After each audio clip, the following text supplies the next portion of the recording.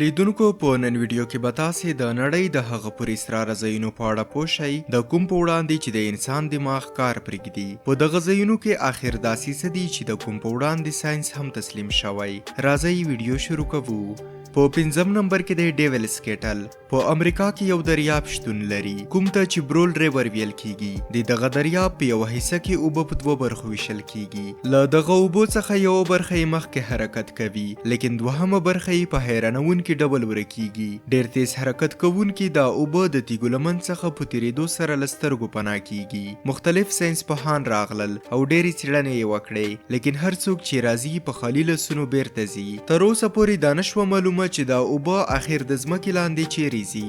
په 4م نمبر کې د هیسلډن لایټس په ناروې کې د هیسلډن په نوم یوه دره شتون لري. هلته هره ورځ یو داسې څه ترسره کیږي چې په لیدو سره یې د منطقې خلک او ساينس بې ځوابه پاتې کیږي. هره شپه یوه عجیبه رڼا په اسمان کې ګرځي را ګرځي. دا د رڼا دایره تقریبا له تیرو 40 کلونو راهیسې هره شپه خلک ویني. په دې ځای باندې ډیرو ماهرینو څیړنې وکړې لیکن تر اوسه پورې د دې عجیبې او پر اسراره رڼا اصلي وجه نه ده موندل شوې. په 3م نمبر کې د ډبل ټری په ایټالیا کې یو کوچنی سیمه ده کومه چې د کیسورزو په نوم شهرت لري. په دې ځای کې یو عجیبه منظره لیدل کیږي. دلته یو لویه میوه لرونکې ونه موجوده ده له کومې څخه چې یو ډول میوه نه بلکې په حیرانونکې توګه دوه ډوله میوې لاسته راځي یو الوبلو او بل توت. ماهرین په دې خبره نه پوهیږي چې یوه ونه دوه مختلفې میوې څه ډول نیسي. د هغه ځای عوام خلک په دې باور دي چې شاید کوم مرغه د الوبلو تخم د توت په ونه کې غورځولی وي لیکن ساينس د قدرت د دې عجوبې په باره کې خپله خوله تړلې ده.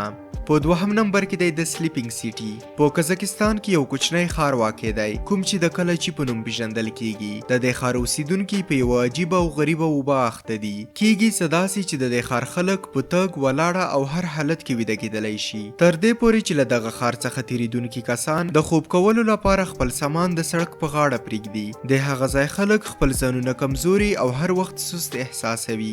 دا خبره تر اوسه پورې نه ده څرګنده شوې چې ولې یوازې په دې ښار کې داسې کیږي. په داسې حال کې چې له دې ښار څخه څو کیلومتره لرې یو کوچنی کلی دی چیرته چې هیڅ کومه داسې ستونزه نشته. ځینو ډاکټرانو د هغه ځای د خلکو تفصیلي معاینات او د وینې هر ډول ټیسټونه هم وکړل مګر په ټیسټونو کې هیڅ کوم ډول ناروغي څرګنده نشوه. اوس حالات داسې شول چې د هغه ځای اوسیدونکي ورو ورو د دې ښار په پرېښودلو مجبور دي او ساينس د قدرت دا عجوبه لیدلی شي مګر څه نشي کولی.